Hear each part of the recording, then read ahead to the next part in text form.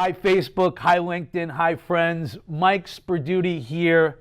And today I wanted to talk to you about what I believe is the single most important thing in sales. And that is prospecting. Yeah, it's something that most salespeople, weirdly enough, don't like to do. And the reason why, and every once in a while you hear this, right?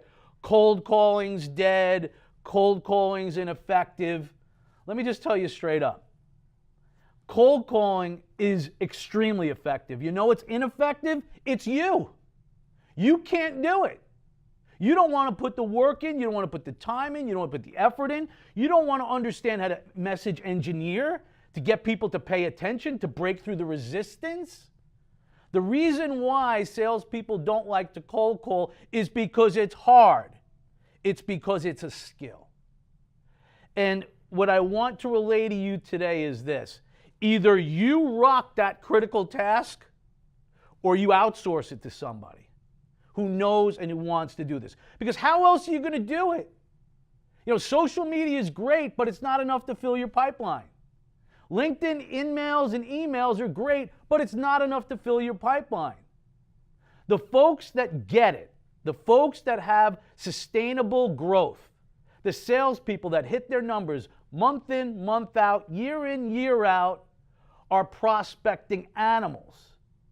But you have to know what to do. So today I thought what we do is we just focus in on the cold call, and here's just some basic tips that you need to do to make cold calling more effective.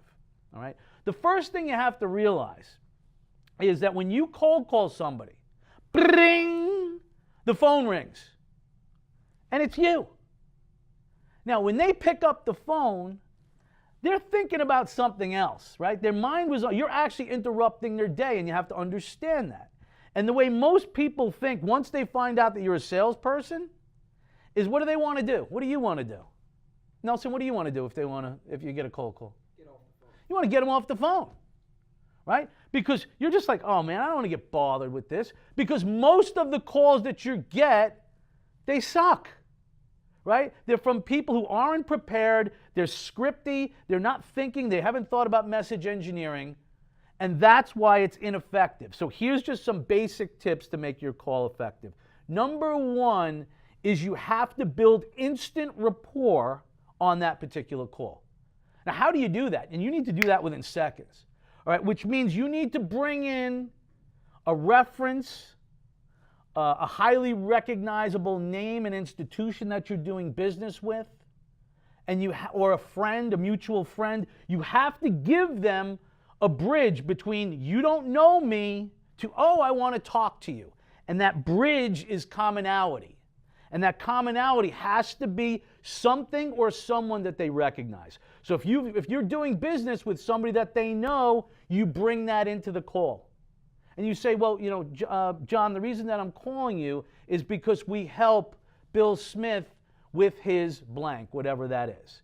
And just by using Bill Smith, what you're doing is you're piquing their listening, and that they'll stay with you, as opposed if you just go in and start selling your shit, which nobody else is going to listen to, right? Because the typical call is, hi, my name's Mike, I want to sell you my services, and that's where it goes awry, all right? So that's the first thing that you need to do is you have to build that commonality. We have to cross that bridge with rapport.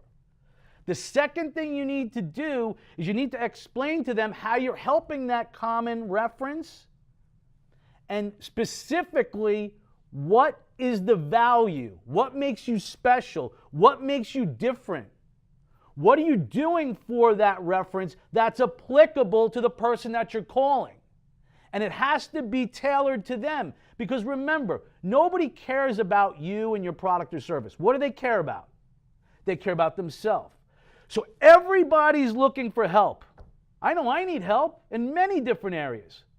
And the issue is I can't find people to help me that really have solutions. So what you need to do is you need to demonstrate through that reference that you've been able to help that reference with the common problem that that person is suffering, and that you've been able to provide a solution. And so if you do those two things on the call, it will make your cold calls way more effective. Just give them some commonality about something or someone that they know. give them a specific solution that you've provided that will help that particular person, and then go in and ask for the appointment. If you use that simple basic step, there's a lot more to do, but that will increase your results at least 10 to 20%. So what I want you to do today is use that methodology, get on the phone, start making appointments. What should happen is this, folks. For every 10 people you talk to, realistically, if you're new, you should be setting one appointment for every 10 people that you talk to. If you are a little bit more of a veteran, you can expect to get 3, right? Which means that even the best of us fail 70% of the time. So don't get discouraged with that. That's part of the game. And, if you think about it, the best baseball players in the history of baseball, what's the batting average?